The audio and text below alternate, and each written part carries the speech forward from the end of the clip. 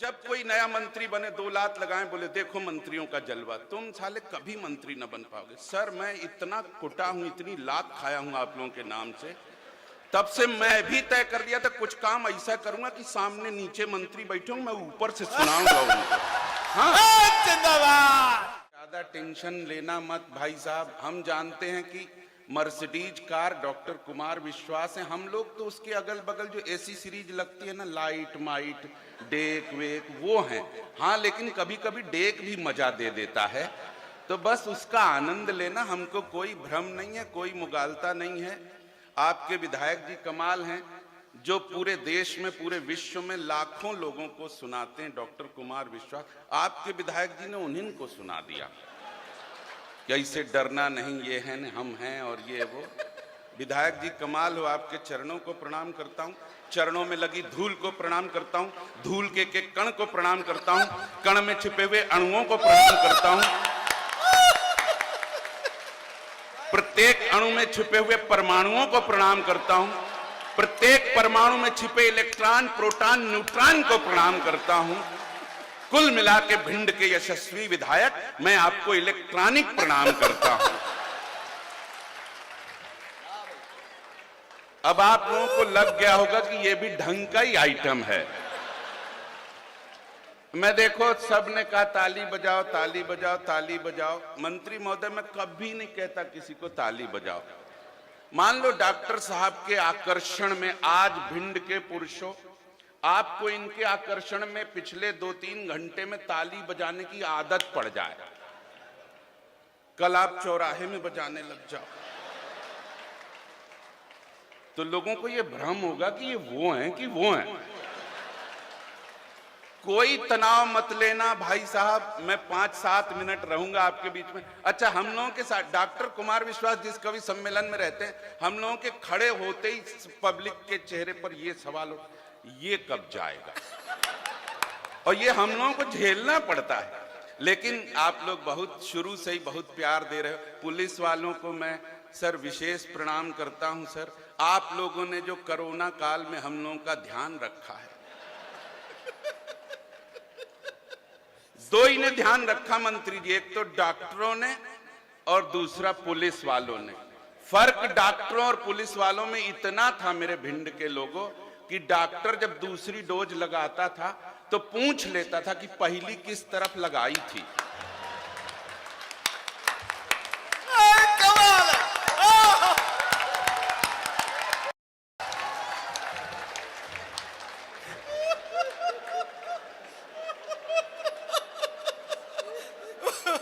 बहुत अच्छे अशोक, बहुत अच्छे। पुलिस ने ये बस कभी नहीं पूछा कि कल किस तरफ लगाई थी। उन्होंने तो ऐसे डिजाइनदार टैटू बनाए, भगवान कसम, पूरे देश का इतना पैसा बचा है उस टैटू बनवाने के चक्कर में। हर कलर के डंडे देख लिए भगवान कसम हम लोगों ने, हमारे पूरे परिवार ने। बंबई गए तो एक लड़का हाथ पकड़े रो रहा था, टैटू गुदवाए था हाथ में, मार रो रहा, जार जार हाथ पकड़े। मैं गया उसके पास, मैंने कहा जब दर्द सहन नहीं होता टैटू का तो गुदवाया काहे को? तो वो बोलता है सर दर्द के कारण नहीं ना रो रहा हूं। मैंने कहा काहे को रो रहे हो फिर? बोला स्पेलिंग गलत हो गई है, कैटरीना लिखवाना था कुतरीना लिख दिया उसने। हम लोग करें तो करें क्या? ये हम लोगों का दर्द है। मंत्री महोदय, आज भगवान कसम 2-2 मंत्री बैठे। हमारे पिताजी अब दुकान करते थे, मंत्रियों के यहाँ आना जाना होता था। मंत्री जी हमारे यहाँ नागौद से भी 2 बार मंत्री बने, उनके नागेंद्र सिंह के बगल में घर है हमारा। अच्छा, तो मंत्रियों के आना जाना, मंत्रियों से बहुत प्रभावित थे।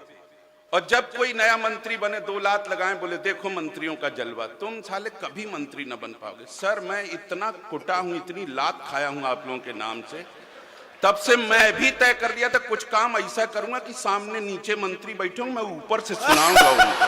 हाँ, जिंदाबाद। भाई बाबा, झूले झूले लाल। आज पिताजी देखते तो कितना मजा आता उनको, बताओ कि क्या फायदा है मंत्री बनने से, बताओ, है ना। मैं आपको प्रणाम करता हूं सर, ऐसा नहीं कि वो देख लेना सर, आप आप मंत्री हो, बहुत बड़े आदमी हो, भाजपा के लोग तो वैसे ही बड़े आदमी। उत्तर प्रदेश का चुनाव संपन्न हो गया, कांग्रेस वाले चिल्ला चिल्ला के थक गए। पंजे पर मोहर, पंजे का बटन दबाइए, कांग्रेस की सरकार बनाइए। बीएसपी वाले कहते रहे हाथी का बटन दबाइए, बीएसपी की सरकार बनाइए। हैंडपंप वाले तक कहे कि रालोद का वो हैंडपंप का बटन दबाइए, बसपा के साथ, साइकिल के साथ हमारी। भाजपा वालों ने कुछ नहीं कहा, बोले किसी का भी बटन दबाओ।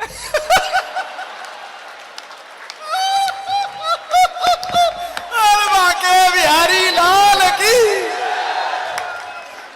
जिंदाबाद। सरकार तो अपनी बननी है, मतलब क्या है, चिल्लाते रहो कुछ भी। मैं कुछ नहीं कहता सर, मैं क्या कविता विता सुनाऊंगा, आपके चेहरे पर हंसी आ गई, मुस्कुराहट। मैं खुद है मध्य प्रदेश का हूं। एक मनी मान कांग्रेस के विचारों ने गरीबी गुजर में गरीबी रेखा में बना भी ली थी, वो तक बर्दाश्त नहीं हुई भाई साहब, वहां तक फिर आ गई भाजपा की सरकार। तो कुल मिलाकर के भाजपा की बनना है तो काहे के लिए कहीं का बटन दबा कोई। हम तो घर से दुखी हैं भाई साहब, घर पे सम्मान मिलता नहीं। पत्नी कहती थी, एक दिन हम कोरोना काल में कविता लिख रहे थे बैठे बैठे, बोली आके नजदीक आके बोली कैसे लिख लेते हो कविता। मैं कहा इसमें दिमाग लगता है। बोले इसीलिए पूछ रहे हैं कि कैसे लिखते हो। कोई नोटिस नहीं लेता भाई साहब। बड़ा बेटा 10वीं में पढ़ता, सिंधी का बेटा 10वीं में पढ़ता है। मैंने एक दिन बुला के डांटा, मैंने कहा नालायक पढ़ा लिखा बिकर, तुम्हारी उम्र में लाल बहादुर शास्त्री 3-3 नदी तैर करके पार करके पढ़ने जाया करते थे। तुम्हारी उम्र में डॉक्टर राजेंद्र प्रसाद को 2-2 गोल्ड मेडल मिल गए थे। मेरे बच्चे ने पलट के जवाब दिया, पापा तुम्हारी उम्र में भगत सिंह फांसी पर चढ़ गया था, तुम क्या खड़े खड़े हैं टाइम खराब कर रहे हो। सर कोई इज्जत नहीं मिलती है, तड़ाक से लोग जवाब देते हैं। ये मीडिया के लोग लगे, जैसे डॉक्टर साहब ने कहा मीडिया के लोगों इतना डराया, भगवान कसम इन लोगों ने इतना डराया, इतना डराया, इतना डराया कि मैं कब बताऊं। कोरोना काल में इतना डराया, इनके मारे डर के हम लोगों ने इतना काढ़ा पी लिया कि कोरोना की औलादें तक काली पैदा होंगी, भगवान कसम। ये केवल मीडिया का डर था, भगवान कसम। इतना भाप ले लिए कि महाकौशल का इंजन हम खींच सकते हैं।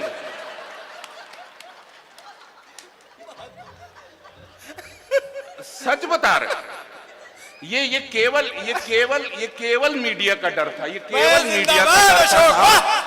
हाँ, अब क्या बिगाड़ लेगा कोरोना हमारा। हम नागौद से, हम सतना जिला मध्य प्रदेश से हैं। हमारे यहाँ, मैं सत्य बता रहा हूँ, ये मंत्री महोदय सुने, हमारे यहाँ जहाँ 5-5, 6-6 मेंबर थे, उनने एक ही मास्क खरीदा लॉकडाउन में।